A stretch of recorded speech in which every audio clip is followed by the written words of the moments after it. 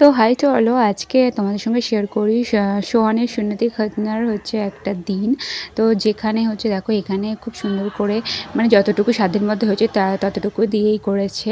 তো দেখো প্যান্ডেল ট্যান্ডেল দেখালাম। তো তারপরে তোমরা দেখো এখানে সব কাকিরা মিলে পটল চিলছে। দেন এর আগে এসেছিলো চিকেন।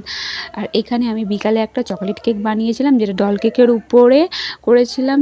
আর হচ্ছে এটা ছিল চকলেট ফ্লেভার। আমি এর আগে ম্যাঙ্গো স্ট্রবেরি বা বাটারস্কচের করেছিলাম, বাট চকলেটটা এই ফার্স্ট টাইমই আমি করেছিলাম। তো তারপরে হচ্ছে সোহানের হাতেতে আমার ছোটো মার মেয়ে হচ্ছে মেহেন্দি পরিয়ে দেয় দু হাতে। আর তারপরে দেখো এখানে একটা ছোটোখাটো একটা মিলাদের আয়োজন করা হয়েছিল।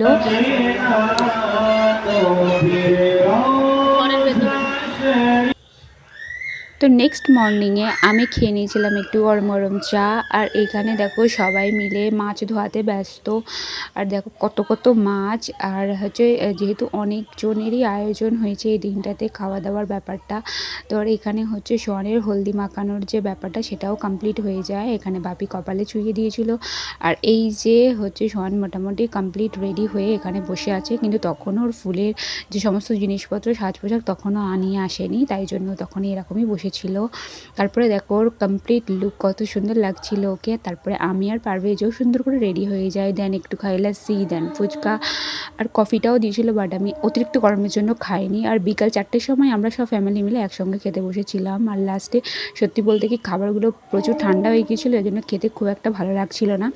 তো যাই হোক ফ্যামিলি সবাই মিলে একসঙ্গে বসে খেয়েছি, এটাই অনেক।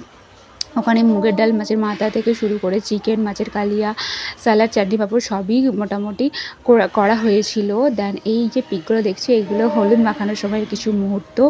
তো তোমাদের সঙ্গে ছোটোখাটো এই জিনিসগুলো তুলে ধরলাম। কেমন লাগলো জানি।